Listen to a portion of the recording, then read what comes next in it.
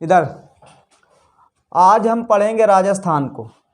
बताया जाता है कि राजस्थान क्षेत्रफल में भारत का सबसे बड़ा राज्य है और यह भी कहा जाता है कि राजस्थान में भारत में सबसे ज़्यादा खनिज पदार्थ पाए जाते हैं।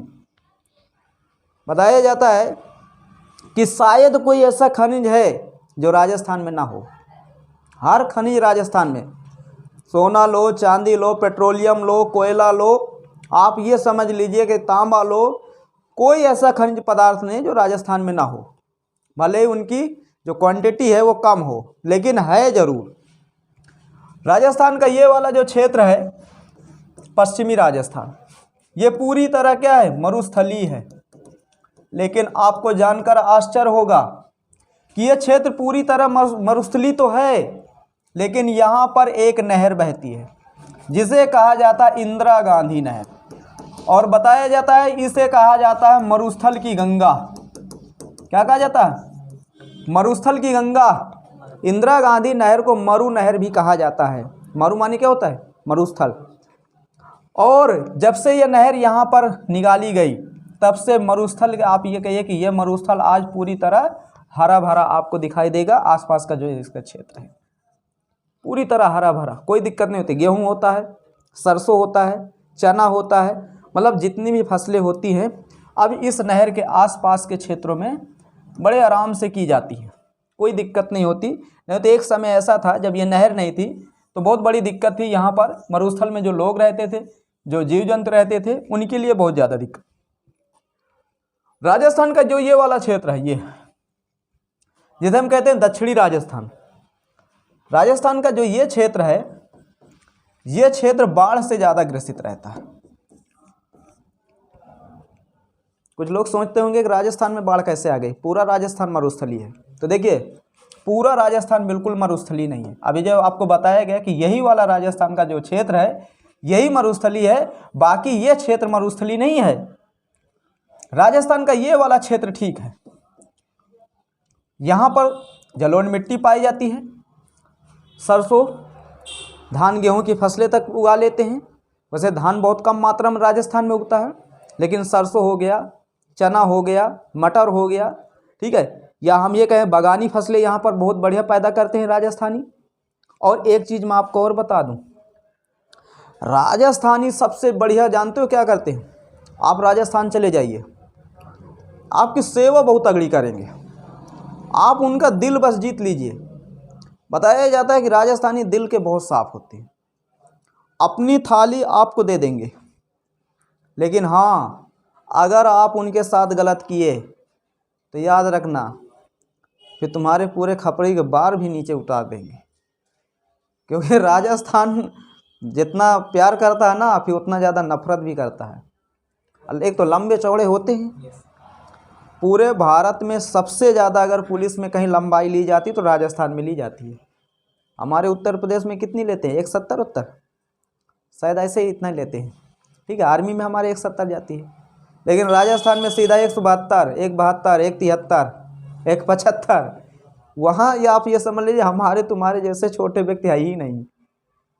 जिस घर में देखो बढ़िया 6 फुट का जवान है, कोई दिक्कत नहीं, तो आपको गला काट के खिला देगा, लेकिन अगर आप विश्वासघात किए तो आपके पैर भी काट डालेगा, कोई वो छोड़ेगा नहीं आपको, इतना याद रखना। तो कभी राजस्थान जाना तो उनका दिल जीत लेना, लेकिन उनके साथ विश्वासघात नहीं करना, यह याद रखना, ठीक। राजस्थान पाकिस्तान से जुड़ा हुआ है, दिख रहा, यह हमारा पड़ोसी देश है पाकिस्तान, इससे राजस्थान जुड़ा हो। और यह भी कहा जाता है कि सबसे ज़्यादा बॉर्डर अगर पाकिस्तान का भारत में किसी राज्य के साथ है तो वो राजस्थान के साथ है। 1170 किलोमीटर है पाकिस्तान और राजस्थान के बीच का बॉर्डर। और ये बताया जाता है राजस्थान का जो क्षेत्रफल में सबसे बड़ा जिला है वो यहाँ पर पड़ता है जैसलमेर। जैसलमेर, जैसलमेर राजस्थान का क्षेत्रफल में सबसे बड़ा जिला है। और इसी जैसलमेर में एक जगह है पोखरण। भारत ने परमाणु बम का परीक्षण यहीं पर किया था। कौन से बम का? परमाणु बम का परीक्षण भारत राजस्थान के पोखरण में ही किया था। और ये बताया जाता है कि इस पोखरण में जब भारत ने पहली बार परमाणु बम का परीक्षण किया, फेल हो गया, और दोबारा जब किया तब पास हुआ। तो ये भी कहा जाता है कि कोई भी इंसान को जीवन में अगर वो कोई काम कर रहा है, अगर एक बार वो फेल हो रहा है तो उस काम को उसे बंद नहीं करना चाहिए, करते रहना चाहिए, एक दिन उसे सफलता जरूर मिलेगी। 1974 में जब भारत ने परमाणु बम का परीक्षण किया तो पूरी दुनिया हमारे ऊपर थूकी थी, क्योंकि हम लोग फेल हो गए थे। और बाद में जब भारत ने 1997 में जब परमाणु बम का सफल परीक्षण किया तो पूरी दुनिया के, जो दुनिया का सबसे ज़्यादा शक्तिशाली देश है अमेरिका, उसे विश्वास नहीं हो रहा था। अमेरिका ये कह रहा था कि हम नहीं मानते कि तुम परमाणु बम का परीक्षण किए। उस समय जो हमारे तत्कालीन प्रधानमंत्री थे अटल बिहारी वाजपेयी, उन्होंने साफ कहा कि अगर आप नहीं मान रहे तो बताओ आपके किस शहर में फोड़े, जिस शहर में कहोगे उस शहर में फोड़ेंगे। अगर वो काम किया तो हम मान जाएंगे, अगर नहीं काम किया तो कोई दिक्कत नहीं है। आप कह रहे हो ना कि आप जो परमाणु बम का परीक्षण किए हैं इसे हम नहीं मानते कि वो सही किया है, तो आप छोड़वा दीजिए, हम छोड़ते हैं, वहाँ पर फोड़ते हैं।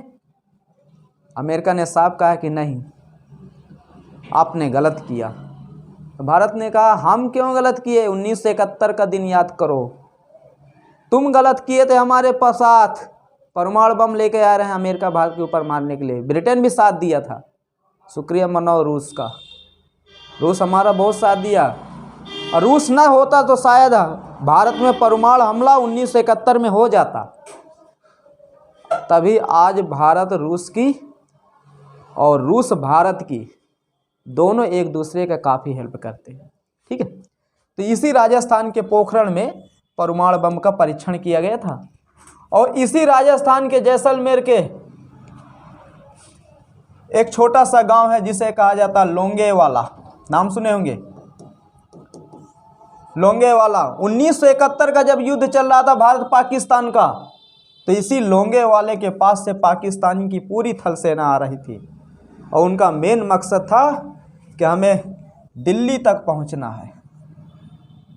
और यहाँ पर भारतीय सेना ने मुंह तोड़ जवाब दिया। तो कहीं ना कहीं ये लोंगेवाला राजस्थान के जैसलमेर में ही है। कोई दिक्कत समझ में आ रही है? अब देखिए, एक चीज़ और कहा जाता है कि राजस्थान की धरती राजपूतों से भरी पड़ी है। आप लोग इतिहास में नाम सुने होंगे राजपूतों का, राणा सांगा का नाम सुने होंगे, सुने कि नहीं सुने? तो कहीं ना कहीं राजस्थान की धरती राजपूतों से भरी पड़ी है। पूरे भारत में 2 ही 3 राज्यों का तो इतिहास है, तीसरे का इतिहास कहाँ है? पहले नंबर पर राजस्थान, दूसरे नंबर पर बिहार और तीसरे नंबर पर उत्तर प्रदेश। भारत के यही तो 3 ऐसे राज्य हैं जिनका इतिहास है। बता दो और बाकी किसी राज्य का इतिहास हो? दक्षिण भारत के राज्य ही नहीं थे, दक्षिण भारत में उस समय राज्य ही नहीं थे।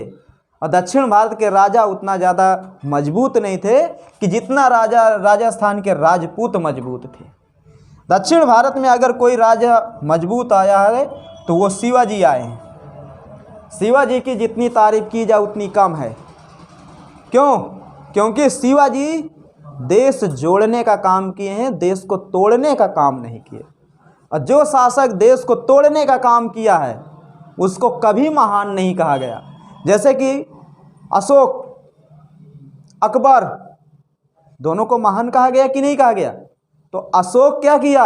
अफगानिस्तान से लेकर म्यांमार तक भारत को जोड़ने का काम किया था। अकबर भारत को तोड़ने का काम अकबर ने नहीं किया था। हाँ, ये बात सत्य है कि अकबर कुछ जगहों पर बहुत गलत किया। जैसे कि अकबर को राजस्थान में हल्दी घाटी का युद्ध नहीं करना चाहिए था महाराणा प्रताप जी के साथ, क्योंकि महाराणा प्रताप जी अकबर के कभी अनभला नहीं देखे थे, लेकिन अकबर उनके ऊपर हमला किया, ये गलत किया। तो कुछ काम उसने ठीक किया और कुछ काम उसने गलत भी किया है, लेकिन फिर भी वो देश को जोड़ने का काम किया था, तोड़ने का काम नहीं किया था। वैसे ही महाराष्ट्र के शिवाजी छत्रपति, वो भी भारत को जोड़ने का काम किए थे, तोड़ने का काम नहीं किए थे। तो कहीं ना कहीं वो अच्छे शासक थे। आपको एक चीज़ मैं आपको और बता दूं, संगम वंश के शासक का नाम सुनोगे, हरिहर और बुक्का का, वो भी बहुत कलेंदर शासक थे। उनको बंदी बना के रखा गया था दिल्ली में कि तुम मुसलमान बनो, छूटे पा गए, आप ही आके हिंदू बन गए वो भी कलेंदर थे, ठीक है। लेकिन जितना इतिहास में नाम इनका आता है, शायद उतना इतिहास में नाम उनका नहीं आता था। तो कहीं ना कहीं राजपूत शासकों का इतिहास राजस्थान में भरा पड़ा है। और ये भी बताया जाता है कि जब राजस्थान के आप कोई भी एग्ज़ाम देने जाना, तो मेरी बात इतनी ज़रूर याद रखना, अगर आपको राजस्थान में एग्ज़ाम देना है तो वहाँ का इतिहास और भूगोल पढ़ के जाना। जब तक आप राजस्थान का इतिहास और भूगोल पढ़ के नहीं जाओगे, आप ये समझ लीजिए कि राजस्थान का आप कोई भी एग्ज़ाम फाइट नहीं कर सकते, चाहे आप सर पटक दो। समझ में आ गई बात? तो राजस्थान का इतिहास बहुत अच्छा है, बहुत सुंदर है, और कभी मौका पड़े मिले तो पढ़ लेना। चलें आगे। अब देखिए, राजस्थान की ये राजधानी है जयपुर। राजस्थान की राजधानी क्या है? जयपुर। ये एनसीआर में आती है। अब तुम लोग सोचते हो कि एनसीआर क्या होता है? एनसीआर के दो मतलब होते हैं, एक तो इसे कहते हैं नेशनल कैपिटल रेंज, और एक किसी को कहते हैं नॉर्थ सेंट्रल रेलवे, जिसे हम कहते हैं उत्तर मध्य रेलवे। तो अभी जो हमारा जो ये क्षेत्र है, कानपुर, फतेहपुर, प्रयागराज वाला, ये उत्तर मध्य रेलवे के अंतर्गत आता है। समझ रहे? लेकिन यहाँ पर रेलवे हम नहीं पढ़ रहे हैं, हम राजस्थान को पढ़ रहे हैं। तो राजस्थान में जो एनसीआर का ये जो जयपुर है ना, ये जानते हो इसका मतलब होता है नेशनल कैपिटल रेंज, मतलब राष्ट्रीय राजधानी क्षेत्र। राष्ट्रीय राजधानी क्षेत्र, तो ये किसके अंतर्गत आता है? राष्ट्रीय राजधानी क्षेत्र के अंदर। राजस्थान के दो जिले राष्ट्रीय राजधानी क्षेत्र के अंतर्गत आते हैं, एक तो जयपुर आता है और दूसरा यहाँ पर अलवर पड़ता है। अलवर, जयपुर और अलवर राजस्थान के दो ऐसे ज़िले हैं जो राष्ट्रीय राजधानी क्षेत्र के अंतर्गत आते हैं। कोई दिक्कत? अब देखिए, जब ये एनसीआर के अंतर्गत ये ज़िले आ रहे हैं तो यहाँ पर उद्योग धंधे भी खूब हैं। उद्योग धंधे का मतलब समझते हैं? बड़ी बड़ी छोटी छोटी कंपनियां भी यहाँ पर खोली गई हैं ताकि लोगों को रोज़गार मिले। जैसे कि दिल्ली, गुड़गांव, फरीदाबाद, यहाँ पर ठीक ठाक कंपनी खोली गई कि नहीं? नोएडा, गाज़ियाबाद, ये सब एनसीआर के अंतर्गत आते हैं। ठीक, जो सुविधा दिल्ली वालों को मिलेगी वही सुविधा इनको भी मिलेगी। तो कहीं ना कहीं तभी जयपुर का और ज़्यादा विकास हो गया है। अब देखिए आगे चलते हैं। राजस्थान में अगर किसी चीज़ की कमी है सबसे ज़्यादा तो पानी की। हम लोग यहाँ इतना पानी बहा देते हैं, समरसेबुल के अगर बटन दबा दिए तो फिर बंद नहीं होगा। समझ रहे हो? मैल भी सोचेगा कि यार कौन चला रहा है। मैल जो होता है शरीर के अंदर, वो भी सोचेगा कि यार कौन चला रहा है। बाहर वाला तो साफ होएगा, मैं का लगा महू अंदर से महू का नहीं करेगा पारी, जो अंदर का मैल है, क्योंकि तुम इतना ज़्यादा समरसेबुल से। भैंस है और कोई जीव जंतु है जो आप नहलाते हैं तो वो भी सोचती है कि अब लागत ये ना मानी, तभी वो चिटिकने लगती कभी कभी। ठंडी में नहा देते, कौन धाऊ केक है, बटन दबाए पाइप से नहा रही। लेकिन एक एक बूंद की कीमत पता है इन लोगों को। तो कहते हैं ना, जिसके पास रोटी नहीं है रोटी की कीमत वही जानता है, और जिसके पास रोटी है तो रोटी की कीमत नहीं जानेगा। तो इनके पास पानी नहीं है तो ये लोग एक एक बूंद की कीमत जानते हैं। आपको मैं बता दूं, राजस्थान में पानी कैसे इस वाले क्षेत्र में इकट्ठा करते हैं। भाई हर जगह तो इंदिरा गांधी नहर नहीं है, क्षेत्रफल बहुत ज़्यादा है, राज्य का मरुस्थल है। तो यहाँ पर क्या करते हैं, राजस्थान में बहुत कम बारिश होती है। बताया जाता है यहाँ 50 सेंटीमीटर से भी कम वर्षा होती है। तो जब 50 सेंटीमीटर से कम वर्षा होती है तो उसका मेन कारण यह है कि यहाँ पर पेड़ पौधे नहीं हैं, मरुस्थल है पूरा।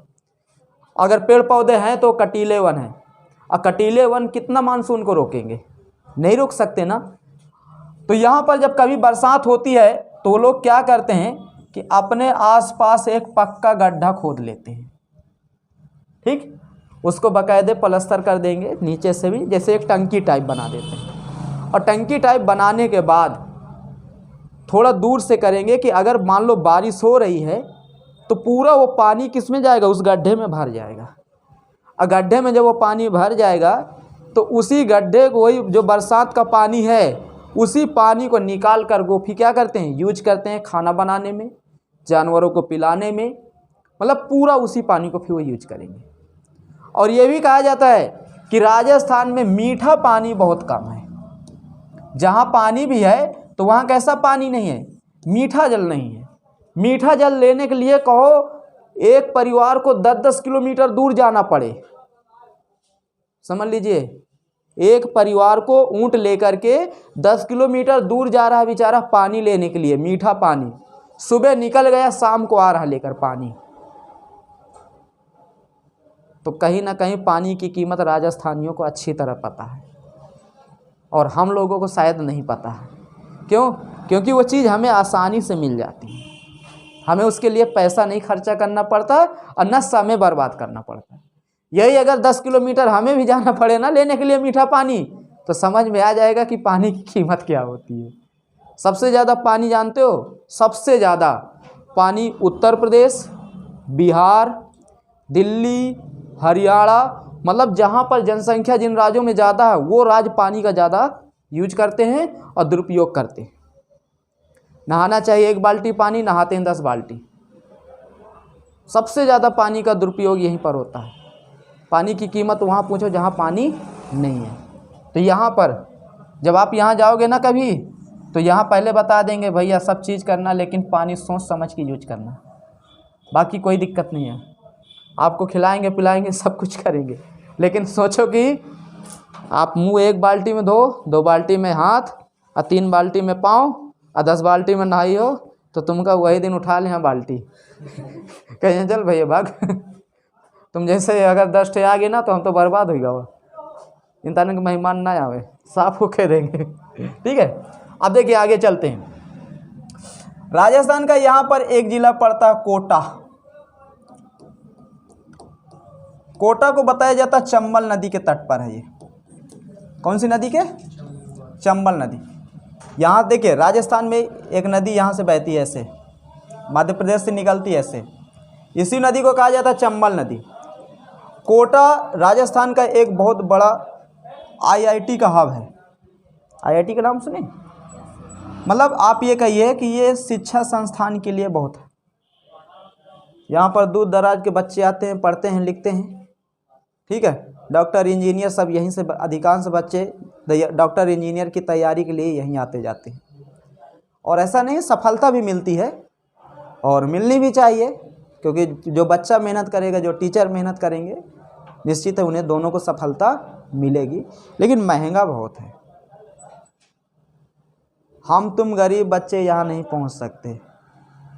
तुम माँ पापा खुद न कहीं बच्चे एक काम करो यहीं पढ़ लो, क्योंकि एक एक कोचिंग संस्था की फ़ीस पता लगा किसी के 1.5 लाख रुपए है, किसी के 2 लाख रुपए है। प्लस जहाँ पर कोचिंग वोचिंग ज़्यादा है वहाँ पर रूम भी बहुत ज़्यादा महंगा मिलेगा। स्कूल कॉलेज और बहुत सारी चीज़ें महंगा मिलेंगी, क्योंकि उन लोगों को पता चल जाता है कि यहाँ पर अगर कोई बच्चा आया तो वह साधारण घर से नहीं आया होगा, या तो उसके पिताजी होंगे दरोगा पुलिस में जिनके पास ऊपरी कमाई आती होगी, या तो नेता विधायक मंत्री संतरी के लड़का होंगे, उनके पिता के पास तो भरपूर ऊपरी कमाई रहती है, या तो कोई बहुत बड़ा काश्तकार होगा, या तो कोई किसी के पिता कोई बहुत बड़ी नौकरी वोकरी में होंगे। पुलिस वाला अपने बच्चे को वहाँ पढ़ा लेगा। लेकिन सोचो एक अध्यापक अपने बच्चे को वहाँ पढ़ा ले तो थोड़ा बल पड़ेगा, क्यों? अध्यापक के पास ऊपरी कमाई नहीं रहती। इंटर कॉलेज वाला तो पढ़ा लेगा, लेकिन जूनियर प्राइमरी वाला नहीं बेचारा पढ़ा पाएगा, क्योंकि जो प्राइमरी वाले बेचारे को उसकी सैलरी ही 40,000 होती है। अब 40,000 सैलरी में अब यह समझ लीजिए कि 5,000 उसका पर्सनल का खर्चा हो गया, 5,000 उसकी पत्नी का हो गया, फिर बच्चों की फीस वूस हो गया तो बेचारे के पास क्या बचता है। तो वो नहीं, इंटर कॉलेज वाला तो कोचिंग वोचिंग से निकाल के सैलरी ठीक ठाक होती है उनकी, वो तो पढ़ा लेंगे। प्राइमरी वाला बेचारा नहीं पढ़ा पाएगा वहाँ। ठीक है भाई, अब मान लो वहाँ पर 10,000 रुपये महीने बच्चे की फीस देनी, 10,000 रुपये उसके खाने पीने का खर्चा, रहने का खर्चा, 20,000 हुआ कि नहीं हुआ महीने का खर्चा। कमा कितना रहा, 40,000, कैसे पूरा कर पाएगा, नहीं पूरा कर सकता ना। तो वहाँ पर आप लोग हम लोग तो नहीं जा पाएंगे क्योंकि इतनी इनकम नहीं है। जिनकी इनकम है वो पहुँच जाएंगे। तो ये चीज़ होता है। तो ये कहीं ना कहीं कोटा इसके। उसके बाद इसी कोटा के पास एक बांध बनाया गया है जिसे कहा जाता है कोटा बैराज। क्या कहा जाता है, कोटा बैराज। इसी जगह बनाया गया है। इसी के थोड़ा दूरी और आगे एक बांध बनाया गया राणा सागर, वो राणा प्रताप, ठीक है, चंबल नदी पर ही। और राजस्थान की सबसे लंबी नदी इसी को बताया जाता है, चंबल नदी, क्योंकि राजस्थान की इस साइड पर कोई नदी है नहीं, पूरा मरुस्थल है। तो राजस्थान की अगर हम नदियों की बात करें तो चंबल हो गई। चंबल के बाद यहाँ से एक नदी जाती माही नदी, वो हो गई। उसके बाद लूनी नदी और साबरमती नदी। ये राजस्थान की 4 प्रमुख नदियाँ हैं, लूनी, साबरमती, माही और चंबल नदी। ये राजस्थान की प्रमुख नदियाँ हैं। कोई दिक्कत यहाँ तक समझ में आ गई। अब देखिए आगे चलते हैं। राजस्थान का यहाँ पर एक जिला पड़ता है बांसवाड़ा। कौन सा जिला, बांसवाड़ा। इस बांसवाड़े से कर्क रेखा गुजरती है। कौन सी रेखा गुजरती है, कर्क रेखा। वैसे कर्क रेखा भारत के 8 राज्यों से होकर गुजरती है, जिसमें से त्रिपुरा, मिजोरम, पश्चिम बंगाल, झारखंड, छत्तीसगढ़, मध्य प्रदेश, राजस्थान और गुजरात। तो राजस्थान के कौन से जिले से गुजरती है, बांसवाड़े से कर्क रेखा गुजरती है। और सुनिए, जो माही नदी है ये कर्क रेखा को 2 बार काटती है। कब काटती है, एक जब वो नदी राजस्थान की तरफ जाती है और तब काटती है, और राजस्थान से जब गुजरात की तरफ आती है तब काटती है।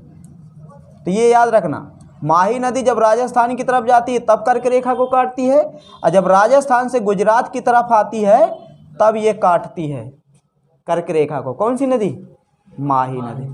कोई दिक्कत यहाँ समझ में आ गई। अब चले आगे।